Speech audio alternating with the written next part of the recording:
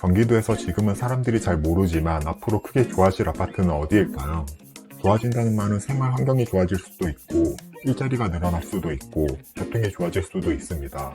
하지만 이 중 경기도에서 입지를 가장 크게 변화시킬 수 있는 건 교통입니다.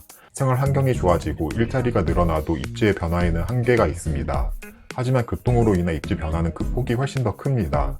예를 들어서 어떤 지역이 서울 강남까지 1시간이 걸리다가 20분으로 바뀐다면 그 지역의 입지와 가치는 크게 상승할 수 있습니다.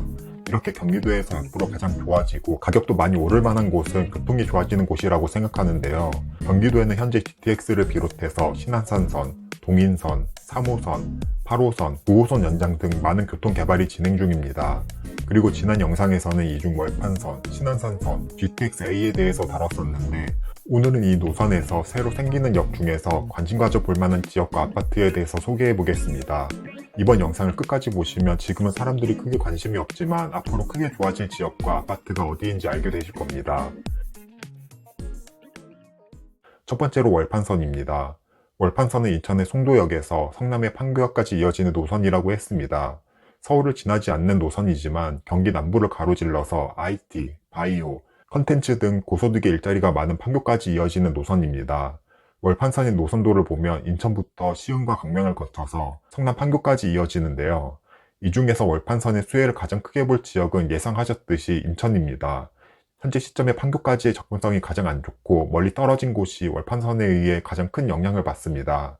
특히 이 중에서 송도역에서 판교역까지 가려면 현재는 1시간 15분이 걸리고 그마저도 환승을 2번이나 해야 해서 사실상 대중교통으로 가기가 정말 힘듭니다. 하지만 월판선이 개통한다면 약 30분에서 35분 정도면 갈 수 있다고 하니 교통이 크게 개선됩니다. 특히 월판선으로 수혜를 받을 지역을 볼 때는 급행인지 완행인지도 중요합니다. 월판선 급행 전체역은 송도역, 시흥시청역, 광명역, 인덕원역, 판교역입니다. 송도에서 판교까지 더 빠르게 갈 수 있었던 이유는 급행열차로 정차역 수가 줄어들기 때문입니다. 반면 인천에서도 월판선이 지나가는 연수역, 남인제역, 남동구청역, 호구포역, 인천노년역은 완행으로 운행됩니다. 급행으로 가면 역수가 적어서 시간도 적어지는 반면 완행으로 가면 정차역이 많아서 시간이 길어집니다. 대략 인천에서 완행을 타고 판교역까지 가려면 40분에서 50분 정도 걸리는 걸로 보면 됩니다. 그래도 환승 없이 한 번에 갈 수 있다는 점이 장점이고요. 월판선으로 가장 수혜를 많이 볼 곳은 아무래도 기존의 판교와 가장 떨어져 있기도 하고 급행이 지나가는 송도역 근처가 될 것입니다. 그리고 송도역 근처는 마침 도시개발도 함께 진행 중인데요.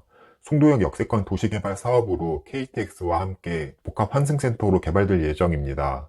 상가시설과 주상복합, 주차장, 공원이 함께 들어와서 단순히 월판선만 들어오는 게 아닌 개발 사업까지 같이 진행되어서 입지가 더 좋아집니다. 또한 주거시설로는 얼마 전 분양한 송도역 레미안 센트리폴 1단지부터 3단지까지가 들어옵니다. 송도역 역세권에 들어오기 때문에 가장 수혜를 많이 받을 아파트는 레미안 센트리폴이라고 할 수 있습니다. KTX와 월판선이라는 굵직한 교통개발, 여기에 복합 환승센터와 상업시설이 함께 들어오는 도시개발, 그리고 레미안이라는 브랜드가 있는 신축 아파트까지 더해지면서 월판선이 들어오면서 가장 수혜를 많이 받을 아파트는 송도역 레미안 센트리폴입니다. 특히 1단지는 2단지보다는 3단지가 송도역과 상업용지와 가장 가까워서 3단지가 가장 좋습니다. 3단지 기준으로 작년 분양 당시 분양가는 33평형 고층 기준 7억 2,500만원이었고 발코니 확장비는 무상에 중도금 이자는 후불제였습니다. 인천에서 분양하는 아파트 치고는 분양가가 저렴하진 않아서 위에 말한 호재들이 이미 분양가에 어느 정도 녹아져 있기는 합니다. 하지만 앞으로 교통에 들어오고 도시개발이 돼서 실제로 교통으로 인한 편리함과 살기 좋아지는 게 눈에 보인다면 이 가격보다도 더 오를 수 있다고 생각합니다. 단순히 호재만 있는 게 아니라 착공을 이미 시작해서 대략 언제 개통될지 알 수 있는 호재는 실제로 생활을 편리하게 해주고 수도권 접근성을 좋게 해줍니다. 그러면 이 또한 점차 가격에 반영이 될 것입니다. 송도역 말고도 월판선 완행이 지나가는 연수역, 원인제역, 호구포역, 인천 노년역이 있는데 이 근처는 주로 구축 위주의 아파트라서 유튜브에서는 따로 다루지 않겠습니다. 다만 인천의 완행역 중에서 제가 관심 갖고 있는 곳이 있는데 월판선 이용뿐만 아니라 재건축 가능한 대지 지분을 갖고 있어서 추후 큰 가치를 볼 아파트가 있습니다. 이 내용은 고정 댓글의 프리미엄 컨텐츠에서 한 달 무료로 확인할 수 있습니다. 이왕 아파트를 산다면 그냥 아파트보다도 앞으로 교통이 생겨서 더 좋아질 곳, 그리고 단순히 교통만 보기보다도 많은 대지 지분을 가지고 있어서 추후 재건축 호재로도 가격이 더 오를 곳을 사는 게 좋습니다. 두 번째로 소개할 노선은 신안산선입니다. 신안산선은 교통의 불모지였던 시흥과 안산에서 서울의 여의도까지 연결해주는 노선이라고 했습니다. 시흥과 안산에서는 서울까지 가는 교통이 상당히 불편했는데 신안산선으로 인해서 이 교통이 획기적으로 좋아지기 때문에 더 큰 변화를 가지고 올 노선입니다. 신안산선의 주요 정차역을 보면 안산에서 시작해서 시흥과 강명을 거쳐서 서울의 구로 디지털 단지, 영등포, 여의도까지 이어지는 노선입니다. 일자리가 많은 구로 디지털 단지나 여의도와 같은 곳으로 연결된다는 게 핵심이고요. 또한 서울 접근성을 아주 좋게 해줍니다.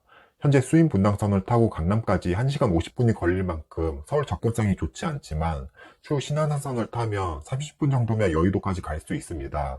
앞서 설명했듯이 신안산선으로 인해 가장 수혜를 받을 지역 또한 광명보다는 시흥과 안산인데요. 기존에 서울로 가기 힘들었던 지역이 가기 좋아지면서 입지가 더 좋아집니다. 이렇게 서울에서 멀리 떨어진 안산의 아파트를 분석할 수도 있지만 오늘은 조금 다른 관점으로 이야기하려고 합니다.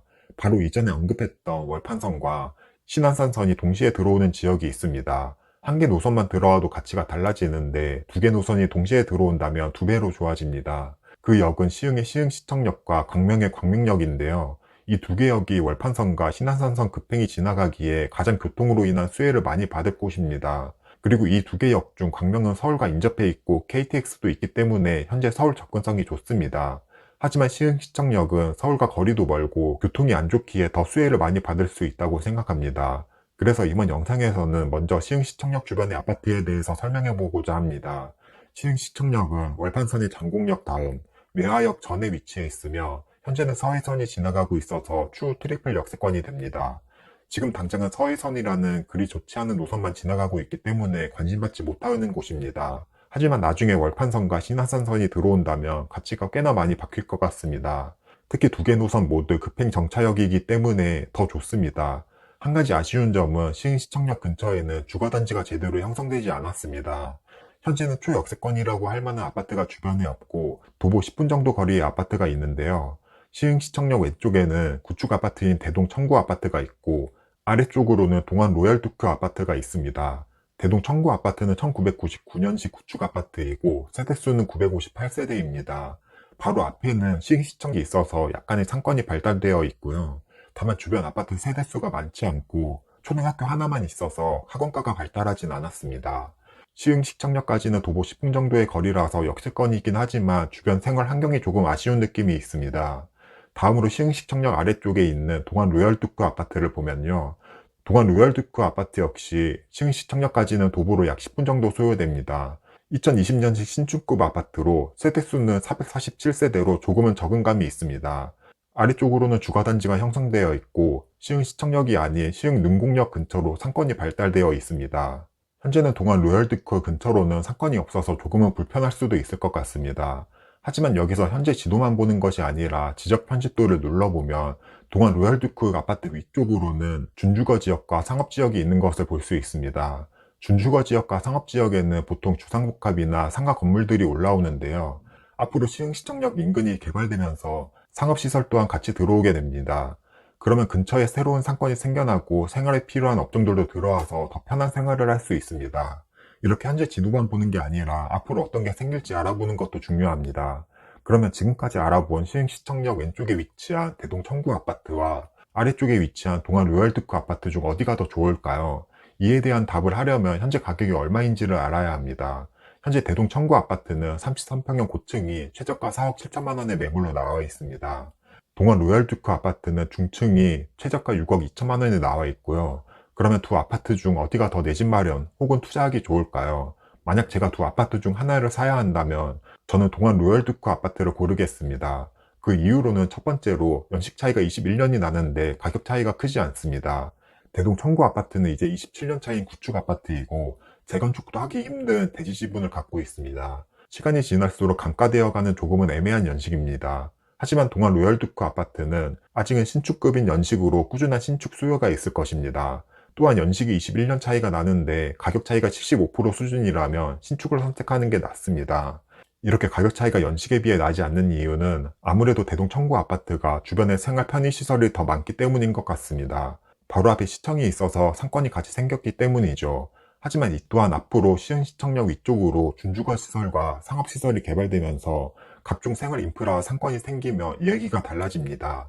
앞으로 주변 생활 환경이 개선되면서 더 좋아질 일만 남았기 때문입니다. 신축 상가 건물과 주상복합이 들어오면 그 옆에 아파트 단지는 수혜를 입습니다. 반면 구축 아파트 옆에 구축 상가는 계속해서 허름해져 갈 뿐입니다. 아파트를 매수할 때는 현재 모습을 보는 것도 좋지만 추후 매수하고 나서 2년 뒤, 4년 뒤 매도할 때의 모습을 그려보는 것도 중요합니다. 그리고 웬만하면 앞으로 더 개발이 됐고 주변에 아파트를 사는 게 더 좋습니다. 이렇게 시흥시청역에는 신안산선과 월판선 급행 정차역이 되면서 서울과 판교, 경기 남부 접근성이 대폭 개선됩니다. 또한 시흥시청역 역세권 개발과 함께 주변 인프라도 개선될 것입니다. 이로 인해 동안 로얄두크 아파트도 꽤나 수혜를 입지 않을까 생각합니다. 참고로 여기서 언급하는 아파트는 제 개인적인 생각일 뿐이지 절대로 지금 매수를 추천하는 건 아니니 참고만 해주시고요. 신안산선과 월판선이 동시에 지나는 또 다른 역인 광명역도 추후 꽤나 좋아지는데요. 지금 광명에 입주 물량이 많아서 광명역 근처의 아파트도 저렴해진 것 같습니다. 앞으로 굵직한 노선이 두 개나 들어오지만 현재 서울 상급지 제외하고 부동산 시장이 그리 좋지 못하기 때문에 이런 호재가 묻히는 것 같습니다. 오늘 내용을 정리하자면 월판선으로 가장 수혜를 볼 곳은 판교에서 가장 떨어진 인천이고 그 중에서도 급행이 지나는 송도역이 될 것입니다. 또한 월판선과 신안산선이 동시에 지나는 시흥시청역 또한 눈여겨볼 만하다고 정리할 수 있겠습니다. 그럼 오늘 내용도 끝까지 봐주셔서 감사드리고 도움이 되었다면 구독과 좋아요 부탁드립니다.